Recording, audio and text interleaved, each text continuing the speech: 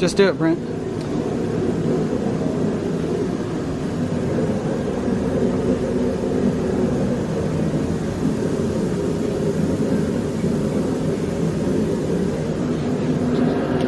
Alright guys, today we are going to show you how to install Team Z caster camber plates on a 94 to 04 Mustang. The reason we're showing you this is because Team Z and late model resto has never came out with a video and doesn't even show you how to install it. So what we want to do is at least get you guys an explanation of kind of how you line everything up, how they're even set up, because you could put them in rotation and it's going to be incorrect. So you have to drill a 4th hole over this way and then kind of line this up. So they really didn't send instructions with it. They didn't send us pictures. They didn't do anything. So we called them twice. They finally sent me an email, sent us pictures of one of their cars, I guess, sitting outside the shop in the rear. A little bit rusty, but you know what? We got a few cars, I guess, like that too. So we did already install the one on the driver's side, but we're going to show you how to install this one on the passenger side.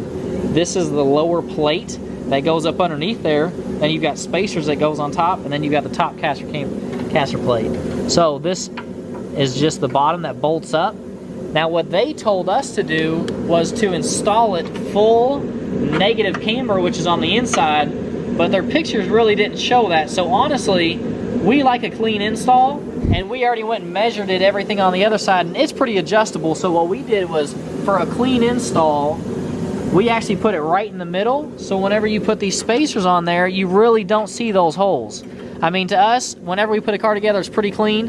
Whenever you're adjusting the actual camber and caster of this, there is full adjustment in it, so you can actually move it pretty much anywhere you want. So right now you can actually see where it hits this inside inner fender well, and this is adjustable. It doesn't matter, you know, where we kind of move this. Now if we put it all the way in negative camber, we can't move that all the way out. Now we don't really like that. So when you put it in the middle, you can move it all the way out and technically hit that, but we're not going to do that. So we just put it right in the middle. We're really happy with that. It's a lot cleaner install. And then what we do is we actually hold that plate, we go up underneath there, and what we do is we get this punch and we go up underneath there and we just hit that a few times, but it's got to be right in the middle. Tyler, don't do that. I already pushed it. So anyways, Brent already did it. Tyler's going to mess my holes up. And take it off so we can see the hole. So at that point, I didn't drill it yet, but you can kind of see where I actually like notched it out.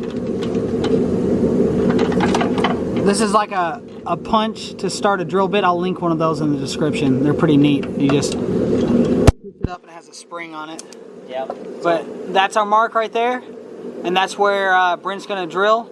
Yep. And what we use is a step-up bit. So I mean, you could use different size drill bits. That takes too long. Realize this is double thick. Our step-up bit works awesome. We just kind of run it through a few times, make sure that new bolt fits through there really well, and then we're good to go installing it. Alright guys, so here's our drill. We've actually got a proportioning valve hooked up to it, and this is our step-up bit. So that proportioning valve is actually really important because, I mean, you could go full throttle and just go crazy with it. What you're going to do is you're going to end up burning that tip, and then you won't be able to burn through or cut through this metal really well anymore. So what we usually do is, if we're cutting through a lot of metal, we actually get gun oil and put that on there, and it just helps cut through metal so much. So you just want a little bit of pressure on it.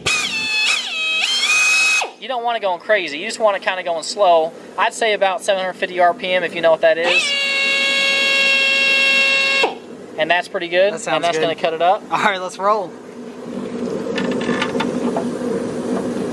That's a Rolo cut, huh?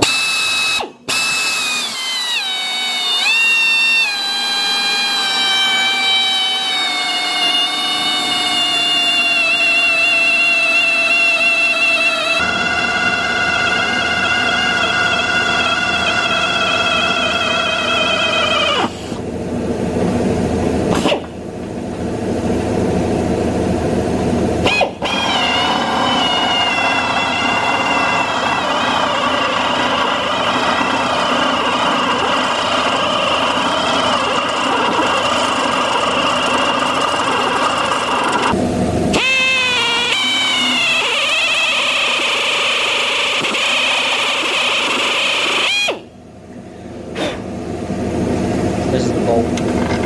So this is the bolt that goes through it.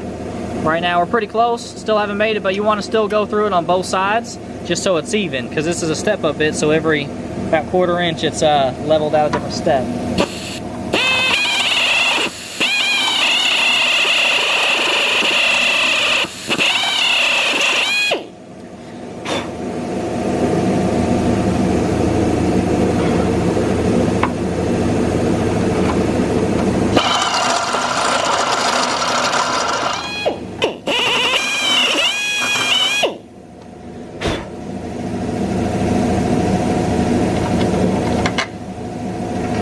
On the money.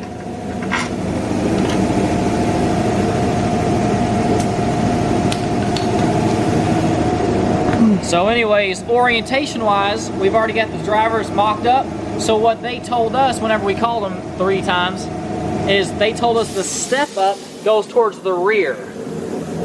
So it is, you actually could install these backwards, driver on passenger, passenger on driver, but how I kind of explain it is that straight edge actually goes on the outer fender well, the step up goes in the rear, and then this, I mean, it doesn't really fit the shock tower very well. I think that's ugly, but you know what?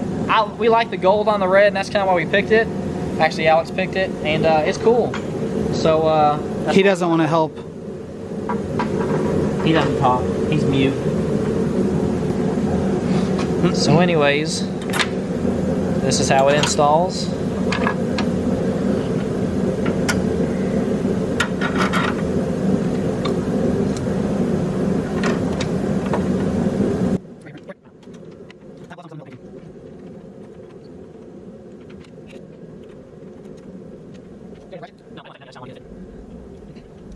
Technically. That's it, huh? Yep. So now that you all have the video of us doing it, we'd probably give this install like from a 1 to 10. I'd probably give it like a 6 if you don't watch this video, because when you get them out of the box, you don't know what the hell to do with them. It just doesn't make sense. And then we call them and they were just kind of no help. But now that y'all have this video, hopefully you would rate this a 9 out of 10. Really all you need is that step up bit, and then just make sure you get the bracket correct in the correct position to drill the hole, and then you're all set. Yep. Right? So you guys stick around, subscribe, and we'll get more of the 94 Cobra turbo build. We're gonna put the engine in soon right there, and then we'll bolt the struts up and everything, and then we'll adjust them accordingly once we get it back down on the ground and everything. So hit that like button.